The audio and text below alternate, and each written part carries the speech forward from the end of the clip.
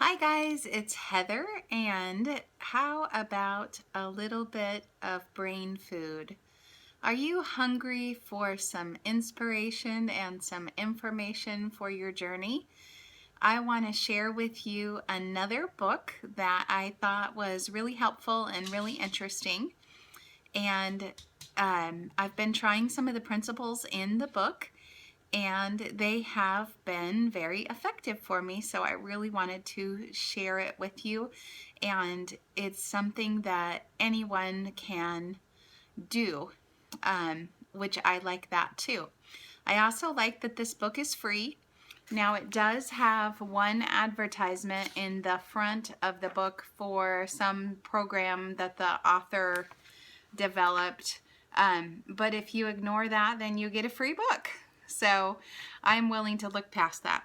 Okay, so you ready for the book? It's called Flux, The Secret Key to a Fast Metabolism. And it is by, the author is Whitten. And it's right about 70 pages. I went ahead and printed it on both sides.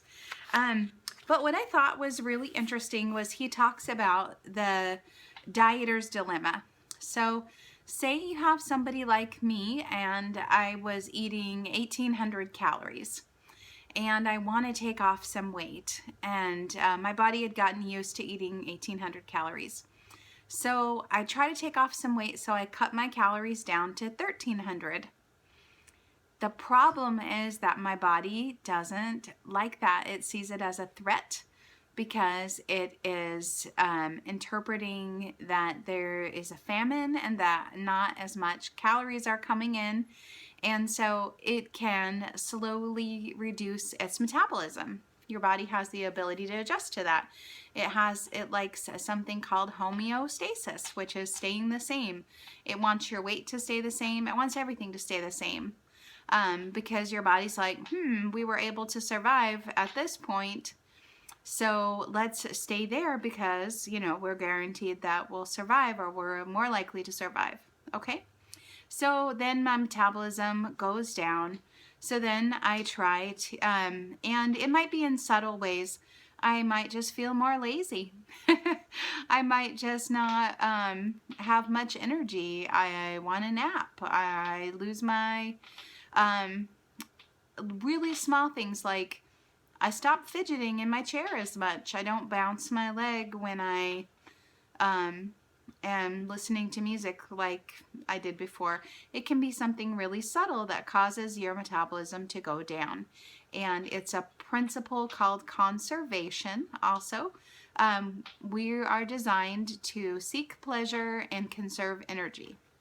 And this is something Dr. Lyle talks about all the time. Our bodies are not equipped for, by caveman standards, our evolution, we're not equipped for too much food. We're built for not enough food. And you and I, or anybody that has a couple lbs to kick to the curb, our ancestors were the winners. My ancestors did not starve in the winter, and neither did yours, or you wouldn't be here. So we are designed to favor having a slower metabolism if we cut our calories. So then you might think the answer is to exercise more. The problem with exercising more is that drains your willpower battery. And it can also cause your body to kick into that conservation mode because it thinks the same thing. It can kick it back into conservation mode where it's trying to avoid too much expenditure because it's based on we don't have enough calories coming in for now the expenditure. So when you work out really hard and you're building lots of muscle and things like that, it can respond by trying to keep you the same weight, and that can be frustrating for anyone trying to take off weight.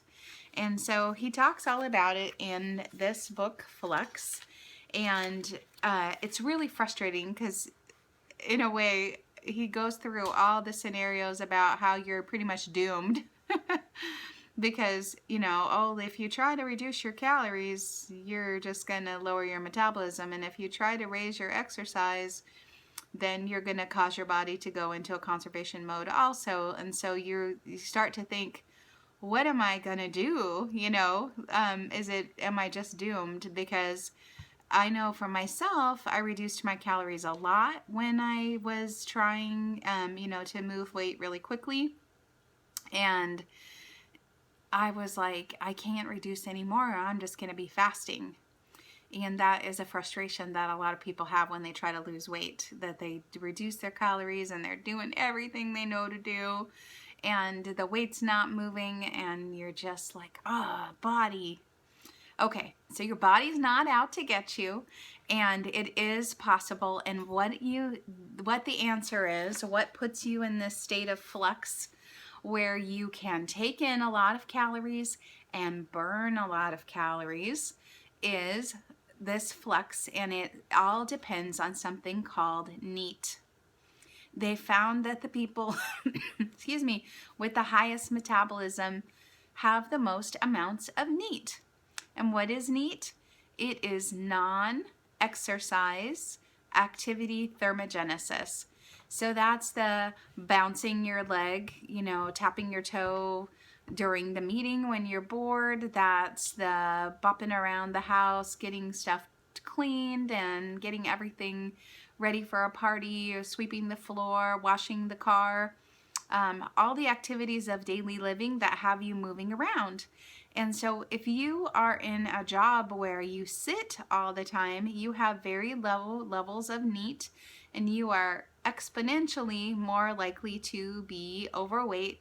But even worse than that, you're more likely to have a slow metabolism and have difficulty revving that up. And so the answer is to not exercise in big bursts. So like a sustained, rather than go for an hour-long walk. Well, walking is different because walking is kind of neat. Walking doesn't really kick you into the strenuous exercise where your body gets the signal that the metabolism is being kicked back into conservation mode. So walking is great, even long walks, as long as you're not getting too out of breath. Now you can do some exercise that's like HIIT, where it's short periods of high intensity, and that is okay. That doesn't seem to put you back into conservation mode. But things like there's talked about, some, I'm trying to think of the kinds of things that he was talking about. Sometimes weightlifters and things like that, they unintentionally can slow their metabolism, even though they're building muscle. Okay, so basically how I'm working the NEAT into my life is by breaking up my exercise into at least 1,000 an hour. So the way I've been doing it is I wake up in the morning and I try to get 1,000 steps in before I go for my walk with my dog. And then that is usually about a 3,500 step walk. I know that's a weird way to measure it, but that's how my Fitbit measures it. So I know that that's just like not that much more than a mile. So it's the morning, I'm about to go to work, I don't have a lot of time, so I just get, a substantial walk, but not that great of one. And then all during the day, I take sometimes 5 minutes to duck into a conference room. It really does not take long to get 1,000 steps, especially if you're jogging. So I will jog in place, or I will just walk in place, or I'll put on a song and dance around until I get 1,000 steps. Or I'll step in place at my desk while I'm typing.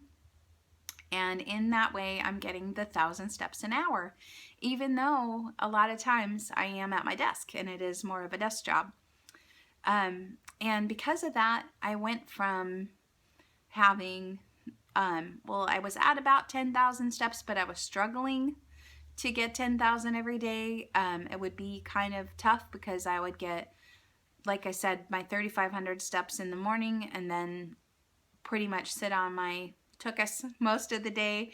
And then at the end of the day, I would try to get a long enough walk, but sometimes the dog wouldn't cooperate, or sometimes it was raining really hard, or there's ice, or there could just be all kinds of reasons that something might interfere, or I might not get my whole 10,000 steps. Now I'm pretty much guaranteed to get 10,000, and I've been getting 11, 12, 13, 14, 15. 15,000 is the most I've gotten recently, but and it's paying off on the scale. I had a good 4 pound weight release last week, and I'm not being a scale monkey. I'm not weighing in every day or anything like that, but I feel like it's still working and it's really effective. And hopefully at the end of the day, I will be increasing my metabolism. So I really recommend this book. It's a quick read. It's encouraging because we are not just stuck and just doomed to eat fewer calories. In fact, he suggests that you don't eat fewer calories. And this is something that Chef AJ's been saying. She said, eat the right kinds of food. So eat your pound of veggies in the morning, followed by starch as much as you want, as long as you're hungry. So you eat till you're comfortably full. Starch and veggies. Eat a pound of salad, and yeah, you don't have to cut your calories on the Ultimate Weight Loss Plan, and that's good because he goes over and over why cutting your calories is a really dumb thing to do, because it's miserable and you don't enjoy that. And there are other ways to burn 500 calories instead of just not taking it in the first place.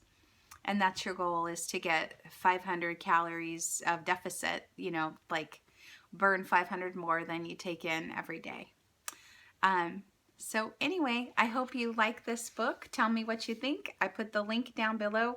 Again, it's free. And if you have suggestions for brain food, I would love to have them. What's getting you excited? What's new information that is helping you, that you think other people would like to? I would love to share it. Talk to you guys soon. Take care. Bye-bye.